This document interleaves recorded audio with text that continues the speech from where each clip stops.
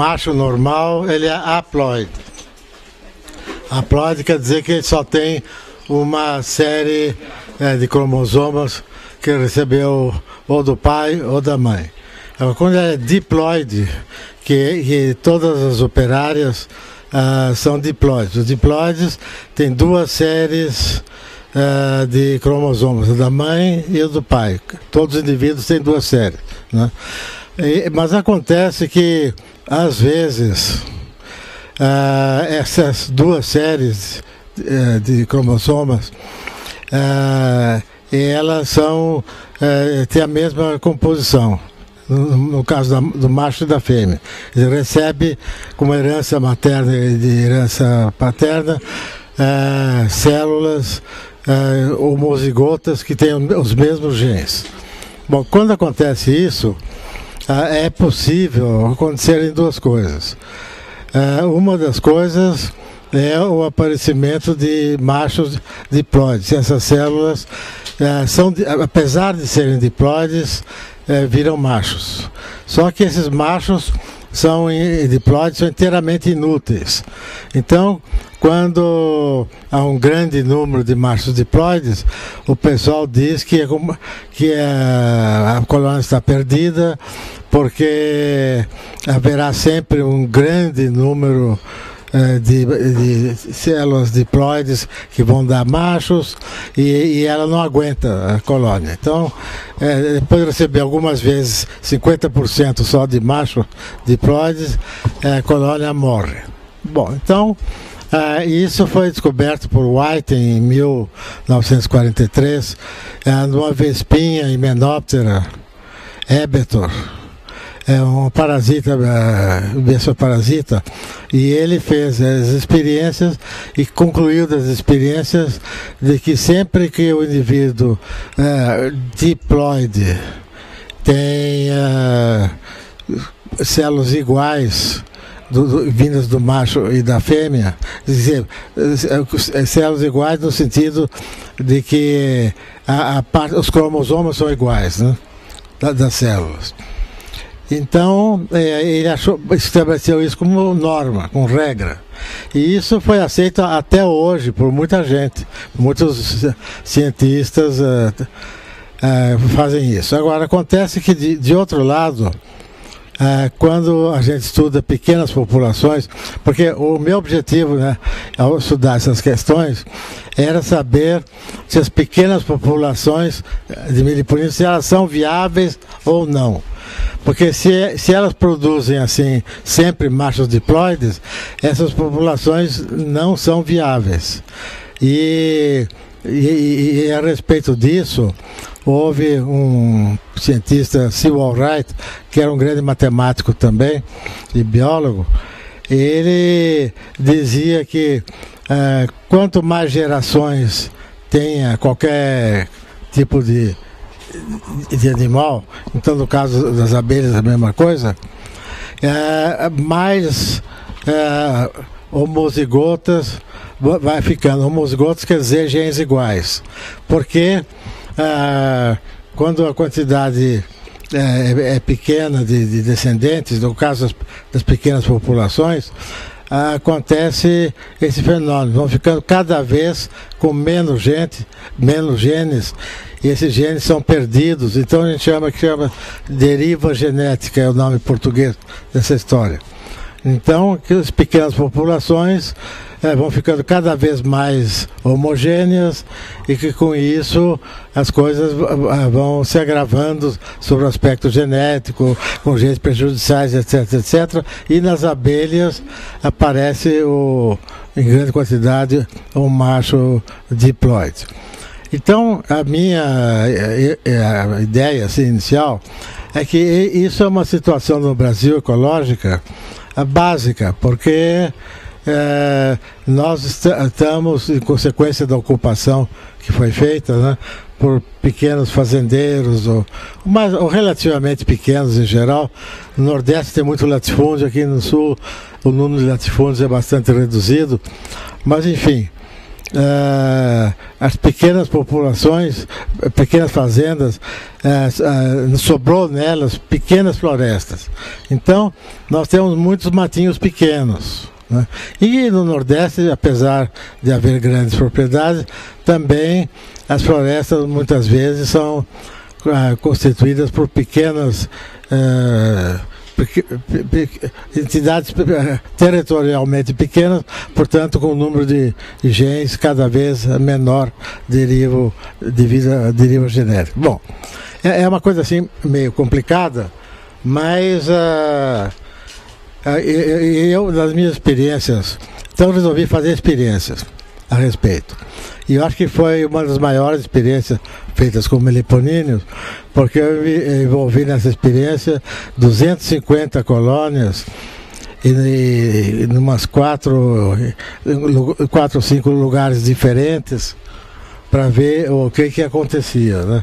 Em alguns lugares realmente as pequenas populações desapareciam, mas em outros lugares as pequenas populações continuaram.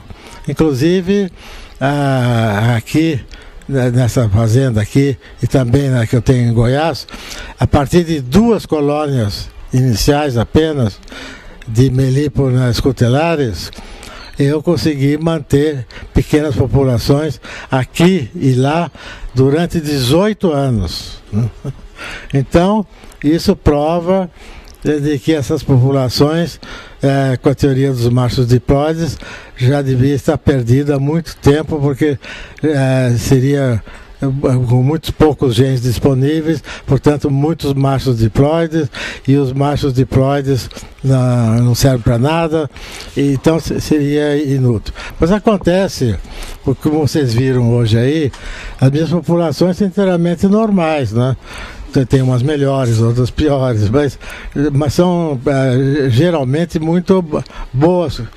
E aí eu comecei a pensar o seguinte: bom, nós todos, qualquer animal, qualquer pessoa, nós temos 2 coisas que regulam, digamos assim, a nossa vida em relação à nossa herança.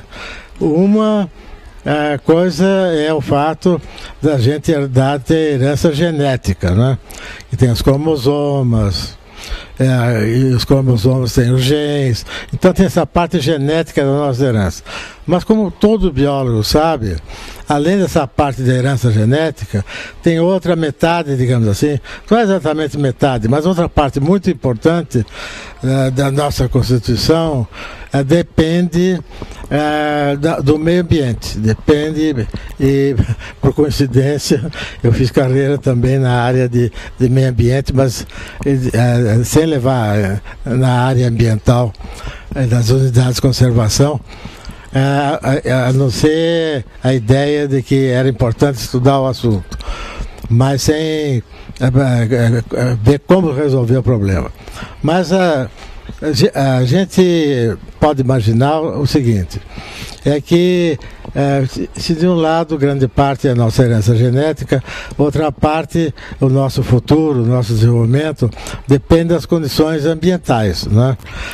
Depende, por exemplo, tem espécies que só vivem no clima quente, outras que só vivem em clima frio, e essa é a parte da nossa herança, não da nossa herança, mas da nossa Constituição, digamos assim, que depende do meio ambiente, simplesmente não é levada em conta. Por exemplo, nós tivemos aqui uma grande reunião genética muito boa, houve outras antigas reuniões aqui, mas fica praticamente reduzida a lições a respeito do aspecto genético, que é uma coisa muito importante, é vitalmente importante, mas a parte ambiental ninguém discute. Não é? Você não vê em discussões se aquela espécie aguenta ou não aguenta aquele clima, ou por isso ou por aquilo, não é? Como é que deve ser a melhor comida e coisas assim, da nutrição. Nutrição envolve problemas de meio ambiente, porque a comida faz parte do que os animais retiram do ambiente, né?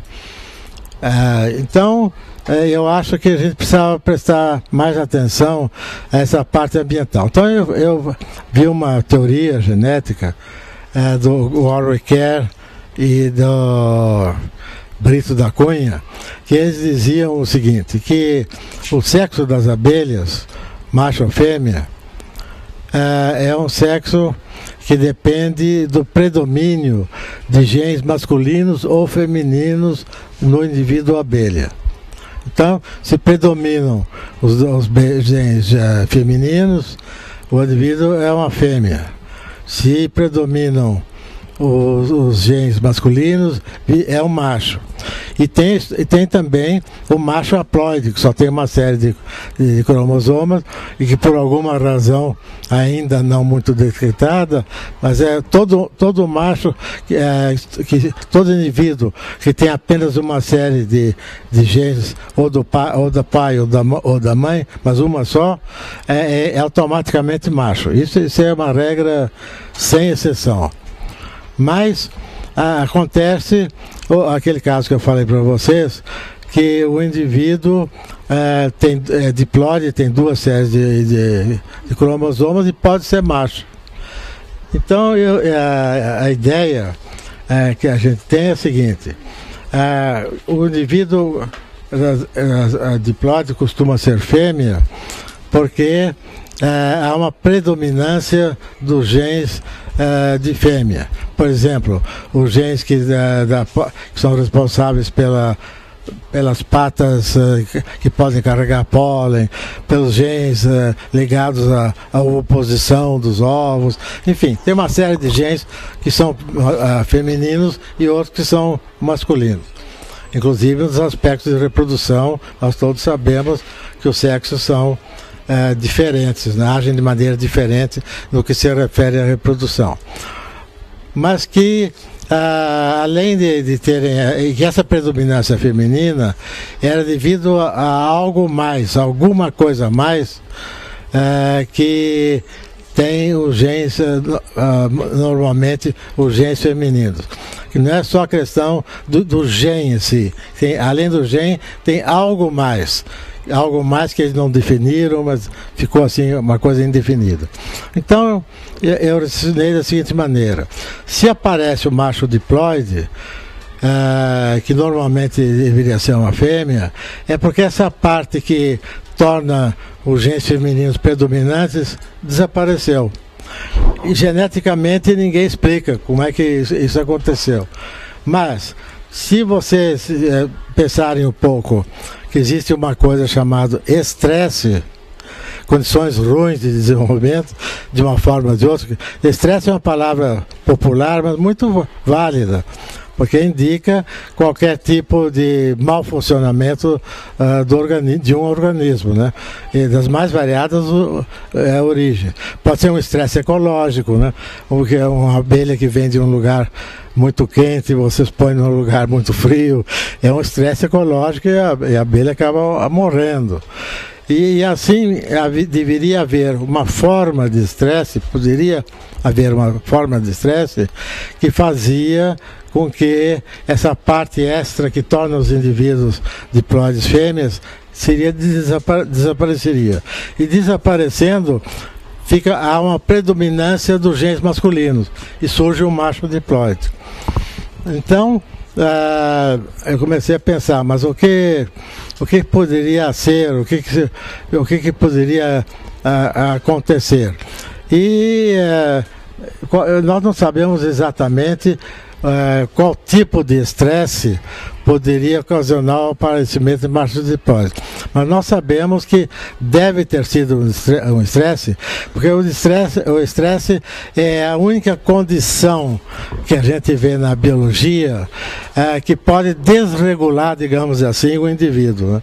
O indivíduo está muito normal, todos os seus órgãos funcionando e tal, de repente, no caso humano, ele tem lá um impacto negativo muito grande, então a gente diz que ele ficou estressado, né?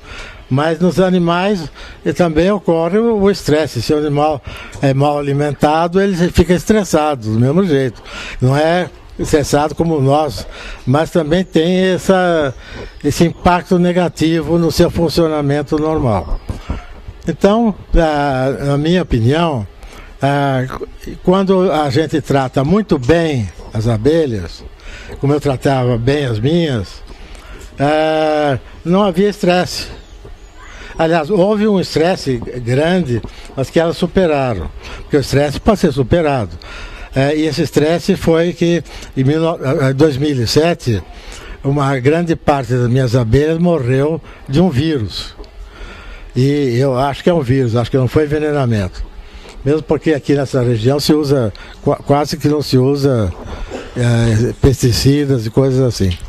Mas algumas espécies tiveram esse tipo de estresse e outras espécies não tiveram nada, não aconteceu absolutamente nada com elas, enquanto que outras eu perdi, por exemplo, Meliphalas cutelares, eu perdi metade das minhas abelhas. E isso aconteceu aqui, aconteceu também lá perto de Brasília, a 150 quilômetros de Brasília, em Lusiânia, eu também tenho um outro meliponário, mais ou menos como aqui, com menos abelhas, mas com mais ou menos as mesmas espécies. E também aconteceu mesmo, as Meliphalas cutelares ficaram muito boas. E vocês mesmo têm experiências, né? Aqui mesmo vocês contaram em vários casos de Meliphalas cutelares, que a partir de poucas colônias iniciais, vocês conseguiram fazer grandes populações e populações normais, né? Então, eu acho que seria a teoria do estresse. Agora, a teoria do estresse é um pouco difícil de provar, a não ser que a gente sabe pelos efeitos negativos que os estresses podem ter. Mas eu acho que a única explicação para que o macho diploide perca, o homozigoto, precisa ser homozigoto também. Se for heterozigoto, não acontece isso. Ele é sempre fêmea. Mas se o macho é diploide, é uma das condições para ser macho diploide. Mas ele tem a condição genética, portanto, ele é um diploide homozigoto. Se acrescenta-se a isso uma condição de sobrevivência de meio ambiente, ambiente no sentido amplo da palavra, então você completa as condições que tem para ser macho diploide. E na prática é isso que acontece, porque essas minhas condições, esses meus grupos pequenos que sobreviveram, e eles realmente sobreviveram bem, não é? E em pequena quantidade, e depois apareceram e desapareceram. Quer dizer, o macho diploide, em alguns anos eu tive macho diploide, alguns machos diploides, mas depois desapareceu espontaneamente, não foi nenhuma catástrofe, a aparição eventual de macho diploide. Mas se o estresse é muito grande, aí a coisa fica realmente muito arrasadora, digamos assim, para a sobrevivência das populações pequenas. Então, essa é uma teoria, porque a gente, para ter maior certeza, precisaria acompanhar com o exame genético dos genes e vendo o que acontece em situações reais de estresse maior ou menor, o que já está sendo feito. Só que está sendo feito, inclusive, aqui na USP de São Paulo, e também foi feito aqui, só que eu não posso ainda divulgar isso, porque é um trabalho que não foi publicado.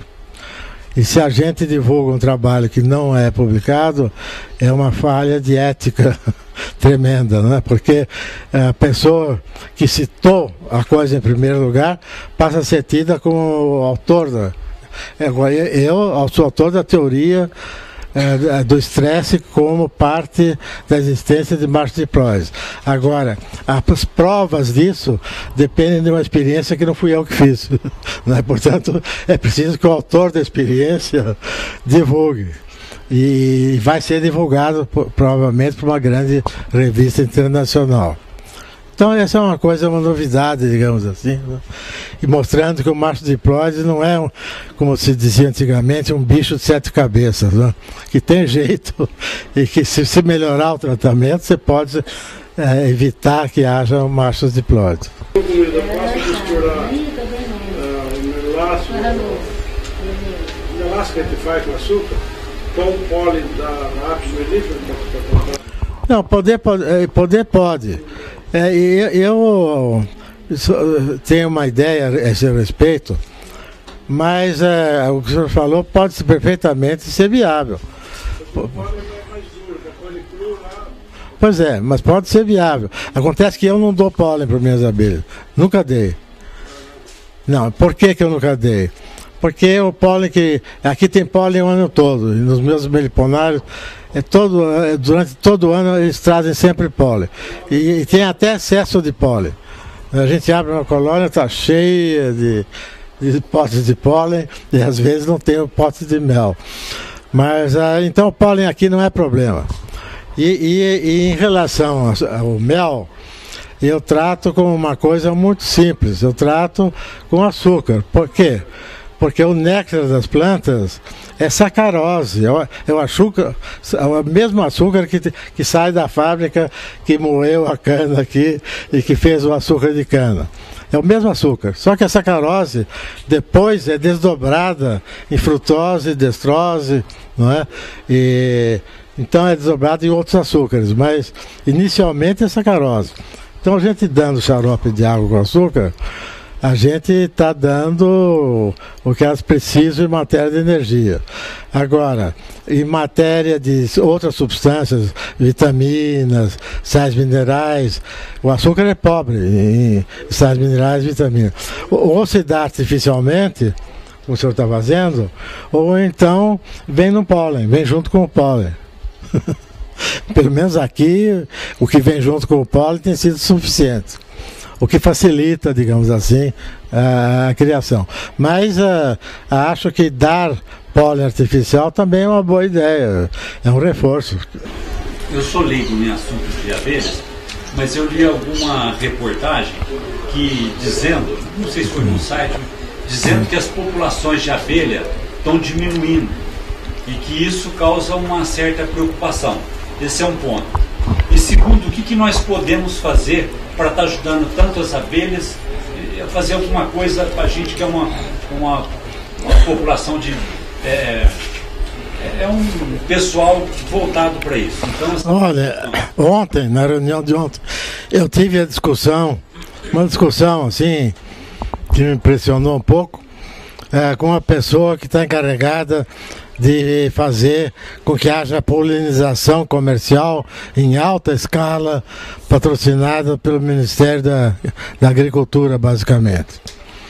E a FAO, que é internacional, está também promovendo, e a Vera Fonseca, que está trabalhando nisso, do lado dos meliponíneos, que haja uma criação grande de indivíduos polinizadores para suprir essa falta que é muito aguda. Em algumas coisas, por exemplo, a amêndoa. Essa amêndoa que a gente come depende, não vou dizer 100%, mas quase 100% de polinização por abelhas, principalmente apis, porque dá em clima frio, né? Então, essa diminuição dos polinizadores é catastrófica. Agora, o que me preocupa é que, muito bem, fazer isso com apis, mas os meliponíneos não podem ficar atrás, né?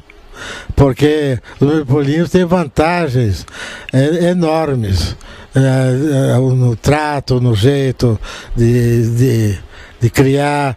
Então nós precisamos aprender a criar meliponíneos em grande escala e da melhor maneira possível, né? Polinização de apis não serve para sementes, nem sempre. Nem sempre.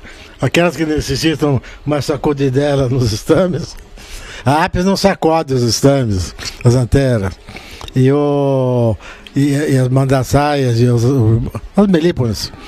E mesmo, eu não sei se todos os outros gêneros, mas pelo menos Scaphotrigona sacode, melípona sacode, enfim, a uma sacode dela assim, em geral, que é dada nas flores e que é essencial para a polinização de algumas plantas.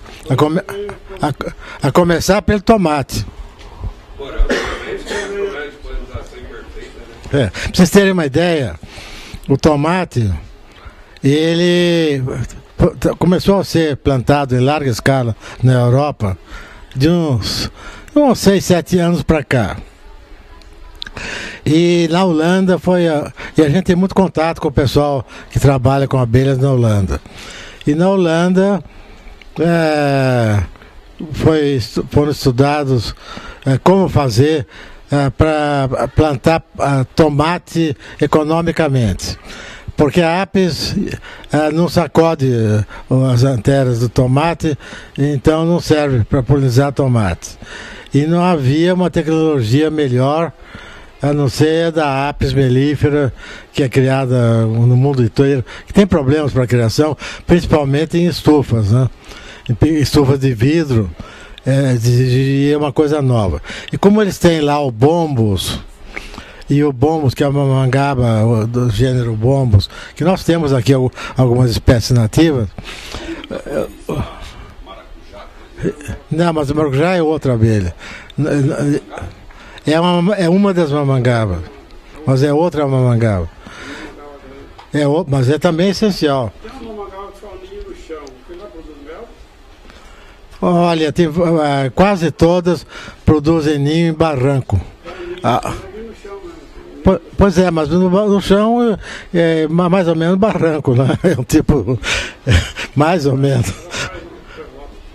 Mas tem um grupo cuja cria faz isso. Bom, mas o bombus, a mamangaba bombus, na Holanda, não era criada comercialmente. Então eles se uniram os esforços, resolveram criar e hoje eles, por ano, eles empregam mais de 30 milhões de dólares. 30 milhões foi no começo, agora hoje deve ser ainda mais. Para poder plantar tomate em países de clima frio.